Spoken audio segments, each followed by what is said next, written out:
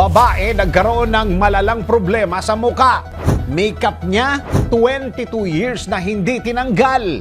Parte na ng araw-araw na buhay ng maraming babae ang paglalagay ng makeup upang mas ma-enhance pa ang kanilang natural na ganda. Ngunit minsan, ang akala mong simpleng paglalagay lamang ng kolorete ay maaari palang magdulot ng mas malalang at malaking problema kapag napabayaan sa paglipas ng panahon. Tulad na lang ng babaeng tampok sa kwentong ito kung saan ang kanyang labis na pagkahilig sa makeup ay humantong sa isang seryosong problema. Kung bakit siya nagkaroon ng malalang problema sa mukha. Narito yung kwento. Isang babae mula sa China na kinilala sa tawag na Niu Miyen na nooy 37 anyos ang nakilala at nag-viral online matapos ibahagi ang kanyang karanasan matapos umanong umamin na hindi siya nagtanggal ng makeup sa loob ng 22 taon.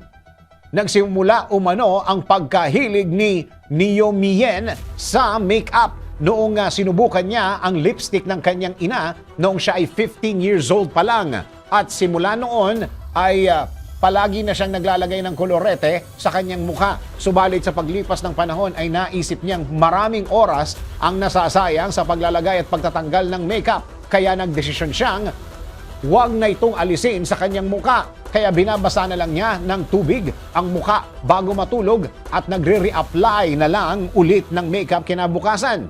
Sa paglipas po ng panahon ay nagsimulang makaranas si Niu Miyen ng severe skin reaction tulad ng pangangati, pamumula ng balat, skin rashes na sa kalaunan ay naging seryosong problema dahil hindi na niya makilala ang sarili dahil sa tindi ng pamamaga sa kanyang muka.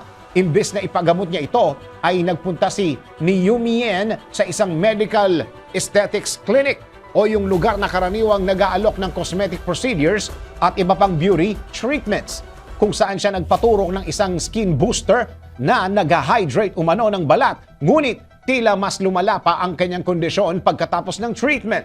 Ayon pa sa report, hindi umano naniniwala ang ilang dermatologists na hindi lamang ang kakulangan ng tamang skincare ang kanyang problema. Kasama na rin dito ang paggamit ng kung ano-ano mga pampaganda na mas lalong nagpalala sa kanyang skin condition. Sa viral video ni Niu Miyen, nagbigay rin siya ng paalala sa mga tao na huwag basta-basta susubukan ang anumang beauty product sa mukha. Ngunit, hati naman ang netizen na nagpahayag na mahalaga pa rin ang tamang pag-aalaga sa sarili at tamang skincare routine. Ikaw, mahilig ka rin ba sa paglalagay ng makeup?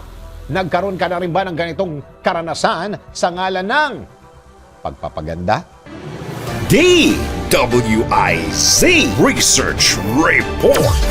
Report.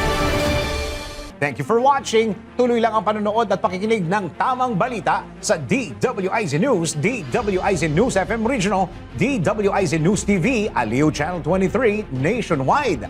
Mag-follow, like, subscribe, at i-share ang aming mga social media accounts.